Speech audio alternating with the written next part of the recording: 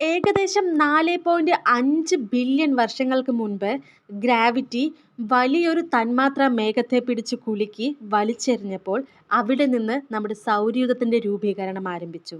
നമ്മുടെ സ്വന്തം സൗരയൂഥം എങ്ങനെ രൂപപ്പെട്ടുവെന്ന് ശാസ്ത്രജ്ഞർക്ക് നേരിട്ട് പഠിക്കാൻ കഴിയില്ല. എന്നാൽ തരംഗ ദൈർഘ്യമുള്ള യുവ നക്ഷത്ര വ്യവസ്ഥകളുടെ നിരീക്ഷണങ്ങളും കമ്പ്യൂട്ടർ സിമുലേഷനും സംയോജിപ്പിച്ച് വർഷങ്ങൾക്ക് മുൻപ് സംഭവിച്ചതിൻ്റെ മാതൃകകളിലേക്ക് എത്തി. സൗരയൂഥം ഉണ്ടാകുന്നതിന് മുൻപ് നക്ഷത്രാന്തര വാതകത്തിൻ്റെയും പൊടിയുടെയും ഒരു വലിയ സാന്ദ്രത സൂര്യൻ്റെ ജന്മസ്ഥലമായി മാറുന്ന ഒരു തന്മാത്രാ മേഘം സൃഷ്ടിച്ചു. അവിടുത്തെ തണുത്ത താപനില വാതകം കൂടിച്ചേരുന്നതിന് കാരണമായി. ക്രമാനുഗതമായി അവിടുത്തെ സാന്ദ്രത വർദ്ധിക്കുന്നു. മേഘത്തിൻ്റെ സാന്ദ്രമായ ഭാഗങ്ങൾ സ്വന്തം ഗുരുത്വാകർഷണത്താൽ തകരാൻ തുടങ്ങി. ഒരു പക്ഷേ അടുത്തുള്ള നക്ഷത്ര സ്ഫോടനത്തിൽ നിന്നുള്ള ഒരു നഗ്നതയോടുകൂടി പ്രോട്ടോസ്റ്റാറുകൾ എന്നറിയപ്പെടുന്ന യുവ നക്ഷത്ര വസ്തുക്കളുടെ ഒരു സമ്പത്ത് രൂപപ്പെട്ടു. ഗുരുത്വാകർഷണം പദാർത്ഥങ്ങളെ ശിശു സൗരയൂഥത്തിലേക്ക് ഇടിച്ചു വീഴ്ത്തി. ഒരു നക്ഷത്രവും ഗ്രഹങ്ങൾ രൂപപ്പെടുന്ന വസ്തുക്കളുടെ ഒരു ഡിസ്കും സൃഷ്ടിച്ചു. ഒടുവിൽ നവജാത സൂര്യൻ സൗരയൂഥത്തിൻ്റെ പിണ്ഡത്തിൻ്റെ 99% ഉൾക്കൊള്ളുന്നു. നാസയുടെ അഭിപ്രായത്തിൽ ആ നക്ഷത്രത്തിനുള്ളിലെ മർദ്ദം വളരെ ശക്തമായപ്പോൾ ഹൈഡ്രജനെ അത് ഹീലിയമാക്കി മാറ്റി. സംയോജനം ആരംഭിച്ചപ്പോൾ നക്ഷത്രം ഒരു നക്ഷത്ര കാറ്റ് വീശാൻ തുടങ്ങി. അത് അവശിഷ്ടങ്ങൾ നീക്കം ചെയ്യുകയും അവശിഷ്ടങ്ങളെ അകത്തേക്ക് വീഴുന്നത് തടയുകയും ചെയ്തു. ഗ്യാസും പൊടിയും യുവ നക്ഷത്രങ്ങളെ ദൃശ്യമായ തരംഗ ദൈർഘ്യത്തിൽ മൂടുന്നുവെങ്കിലും ഇൻഫ്രാറെഡ് ദൂരദർശിനികൾ മറ്റ് നവജാത നക്ഷത്രങ്ങളുടെ പരിസ്ഥിതി പഠിക്കാൻ ക്ഷീരപഥത്തിലെ പല മേഘങ്ങളെയും പരിശോധിച്ചു. ശാസ്ത്രജ്ഞർ മറ്റ് സിസ്റ്റങ്ങളിൽ കണ്ടത് നമ്മുടെ സ്വന്തം നക്ഷത്രത്തിൽ പ്രയോഗിച്ചു. ഗ്രഹങ്ങൾ, ഉപഗ്രഹങ്ങൾ, ചിഹ്നഗ്രഹങ്ങൾ എന്നിവയും സൗരയൂഥത്തിലെ മറ്റെല്ലാ കാര്യങ്ങളും യുവ സൂര്യനിൽ ഉൾപ്പെടാത്ത പ്രദേശത്തെ ചെറിയ പദാർത്ഥങ്ങളിൽ നിന്നാണ് രൂപപ്പെട്ടത്. ഈ പദാർത്ഥം കുഞ്ഞു നക്ഷത്രത്തിന് ചുറ്റും ഒരു വലിയ ഡിസ്ക് രൂപീകരിച്ചു. അത് ഏകദേശം 100 ദശലക്ഷം വർഷങ്ങളായി അതിന് ചുറ്റിയിരുന്നു. ആ സമയത്ത് ഡിസ്കിൽ നിന്ന് ഗ്രഹങ്ങളും ഉപഗ്രഹങ്ങളും രൂപപ്പെട്ടു. ഗ്രഹങ്ങളിൽ വ്യാഴമാണ് ആദ്യം രൂപം കൊണ്ടത്. സൗരയൂഥത്തിനകത്തും പുറത്തുമുള്ള ഗ്രഹങ്ങൾ എങ്ങനെ രൂപപ്പെട്ടുവെന്ന് വിശദീകരിക്കാൻ ശാസ്ത്രജ്ഞർ 3 വ്യത്യസ്ത മോഡലുകൾ വികസിപ്പിച്ചെടുത്തിട്ടുണ്ട്. ആദ്യത്തേതും പരക്കെ അംഗീകരിക്കപ്പെട്ടതുമായ മാതൃകയായ കോർ അക്രീഷൻ പാറക്കെട്ടുകളുള്ള ഭൗമഗ്രഹങ്ങളുടെ രൂപീകരണത്തിൽ നന്നായി പ്രവർത്തിക്കുന്നു. പക്ഷേ ഭീമാകാരമായ ഗ്രഹങ്ങളുമായി ഇതിന് പ്രശ്നങ്ങളുണ്ട്. രണ്ടാമത്തേത് പെബിൾ അക്രീഷൻ ഏറ്റവും ചെറിയ വസ്തുക്കളിൽ നിന്ന് ഗ്രഹങ്ങളെ വേഗത്തിൽ രൂപപ്പെടാൻ അനുവദിക്കും ഈയൊരു മെത്തേഡ്. മൂന്നാമത്തേതായി ഡിസ്ക് അസ്ഥിരത രീതി. ഭീമാകാരമായ ഗ്രഹങ്ങളുടെ സൃഷ്ടിക്ക് ഇത് കാരണമായേക്കാം. ഏകദേശം 4.6 ബില്യൺ വർഷങ്ങൾക്ക് മുൻപ് സൗരയൂഥം സോളാർ നെബുല എന്നറിയപ്പെടുന്ന പൊടിയുടെയും വാതകത്തിൻ്റെയും ഒരു മേഘമായിരുന്നു.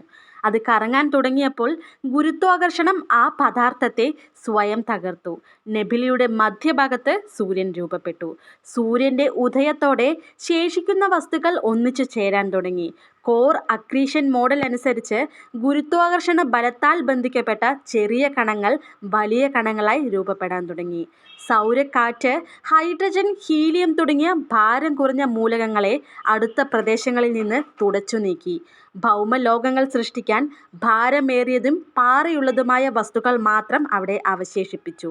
എന്നാൽ കൂടുതൽ അകലെ സൗരവാതങ്ങൾക്ക് ഭാരം കുറഞ്ഞ മൂലകങ്ങളിൽ സ്വാധീനം കുറവായിരുന്നു. ഇത് വാതക ഭീമന്മാരായി സംയോജിപ്പിക്കാൻ അനുവദിക്കുന്നു. ഈ രീതിയിൽ ചിഹ്നഗ്രഹങ്ങൾ, ധൂമകേതുക്കൾ, ഗ്രഹങ്ങൾ, ഉപഗ്രഹങ്ങൾ എന്നിവ സൃഷ്ടിക്കപ്പെട്ടു. ചില എക്സോപ്ലാനറ്റ് നിരീക്ഷണങ്ങൾ പ്രധാന രൂപീകരണ പ്രക്രിയയായി കോർ അക്രീഷൻ സ്ഥിരീകരിക്കുന്നതായിട്ട് തോന്നിയിട്ടുണ്ട് ജ്യോതിശാസ്ത്രജ്ഞർക്ക്. കൂടുതൽ ലോഹങ്ങൾ ഉള്ള നക്ഷത്രങ്ങൾ, ഹൈഡ്രജനും ഹീലിയവും ഒഴികെയുള്ള മൂലകങ്ങൾക്ക് ജ്യോതിശാസ്ത്രജ്ഞർ ഉപയോഗിക്കുന്ന പദം അവയുടെ കാമ്പുകളിൽ ലോഹദരിദ്രരായ കസിൻസിനേക്കാൾ ഭീമാകാരമായിട്ടുള്ള ഗ്രഹങ്ങളുണ്ട് എന്നാണ്. കോർ അക്രീഷൻ സൂചിപ്പിക്കുന്നത് വലിയ വാതക ഭീമന്മാരെക്കാൾ ചെറുതും പാറ നിറഞ്ഞതുമായ ലോകങ്ങൾ കൂടുതലായിരിക്കണമെന്നാണ്. HD 149026 എന്ന സൂര്യനെ പോലെയുള്ള നക്ഷത്രത്തെ ചുറ്റുന്ന ഭീമാകാരമായ കാമ്പുള്ള ഒരു ഭീമൻ ഗ്രഹത്തിൻ്റെ 2005 കണ്ടെത്തൽ കോർ അക്രീഷൻ്റെ കേസ് ശക്തിപ്പെടുത്താൻ സഹായിച്ചു. ആ ഗ്രഹത്തിൻ്റെ കാമ്പ്, അതായത് കോർ, ഭൂമിയേക്കാൾ 70 മടങ്ങ് പിണ്ഡമുള്ളതാണെന്ന് ശാസ്ത്രജ്ഞർ കണ്ടെത്തി. ഈ ഗവേഷണത്തെക്കുറിച്ചുള്ള നാസയുടെ പ്രസ്താവന പ്രകാരം ഒരു ഇടിഞ്ഞു വീഴുന്ന മേഘത്തിൽ നിന്ന് രൂപം കൊണ്ടത് വളരെ വലുതാണെന്ന് അവർ വിശ്വസിക്കുന്നു. ശേഖരണത്തിലുള്ള ഏറ്റവും വലിയ വെല്ലുവിളി സമയമാണ്. അവയുടെ അന്തരീക്ഷത്തിലെ ഭാരം കുറഞ്ഞ ഘടകങ്ങൾ പിടിച്ചെടുത്ത് കഴിയുന്നത്ര വേഗത്തിൽ വാതക ഭീമന്മാരെ നിർമ്മിക്കുക. 2015 ഈ ഒരു ഗവേഷണം പ്രസിദ്ധീകരിച്ചത്. ഈ ഗവേഷണത്തിൻ്റെ ഉള്ളടക്കത്തിൽ പ്രസ്താവിക്കുന്നത് ഭീമാകാരമായിട്ടുള്ള ഗ്രഹങ്ങൾ നിർമ്മിക്കുന്നതിന് ചെറുതും പെബിൾ വലിപ്പമുള്ളതുമായ വസ്തുക്കൾ എങ്ങനെ സംയോജിച്ചുവെന്ന് അന്വേഷിക്കുന്നു.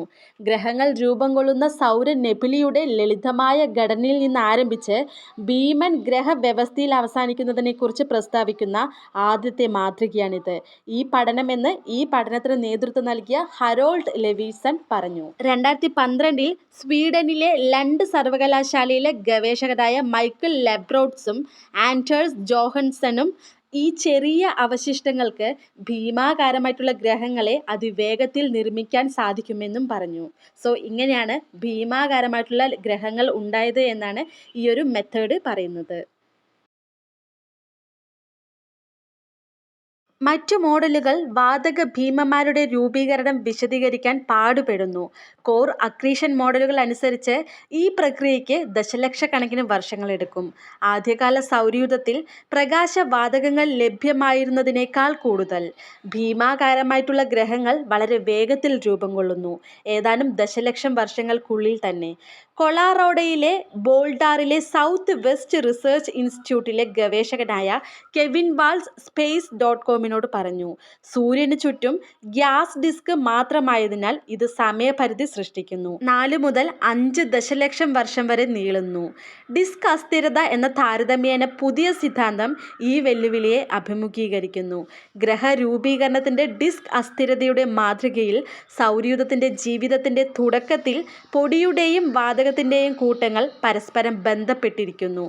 കാലക്രമേണ ഈ കൂട്ടങ്ങൾ സാവധാനം ഒരു ഭീമൻ ഗ്രഹമായി ഒതുങ്ങുന്നു.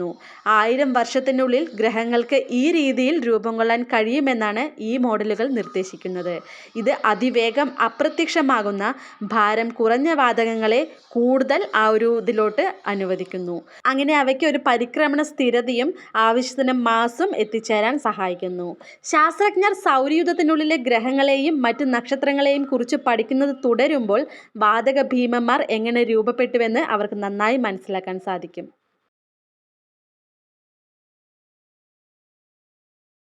യഥാർത്ഥത്തിൽ സൗരയൂഥത്തിൽ ഗ്രഹങ്ങൾ അവയുടെ നിലവിലെ സ്ഥാനങ്ങളിൽ രൂപപ്പെട്ടതായി ശാസ്ത്രജ്ഞർ കരുതി. എന്നാൽ എക്സോപ്ലാനറ്റുകളുടെ കണ്ടെത്തൽ ഈ കാര്യങ്ങളെ ഇളക്കിമറിച്ചു.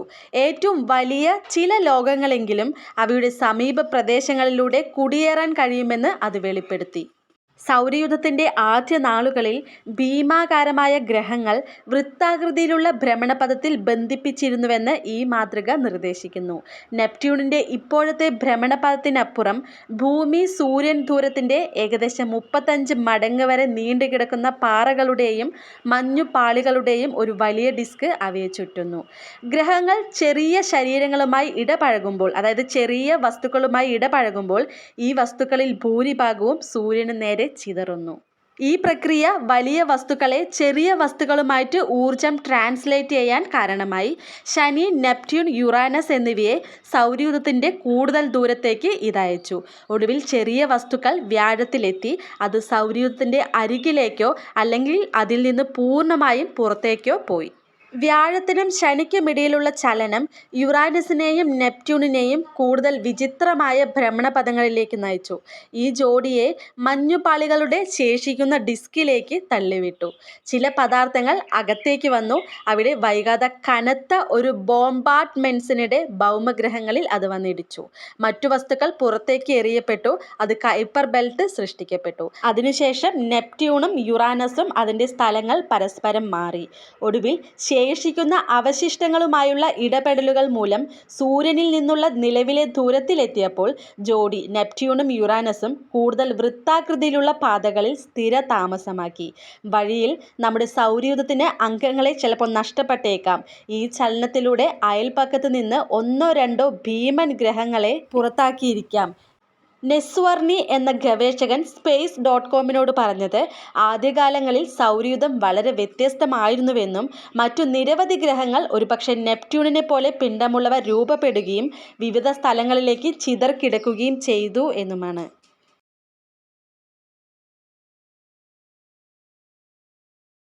ഗ്രഹങ്ങൾ രൂപപ്പെട്ടതിനു ശേഷവും സൗരയൂഥം തന്നെ തിരിച്ചറിയാൻ കഴിഞ്ഞിരുന്നില്ല.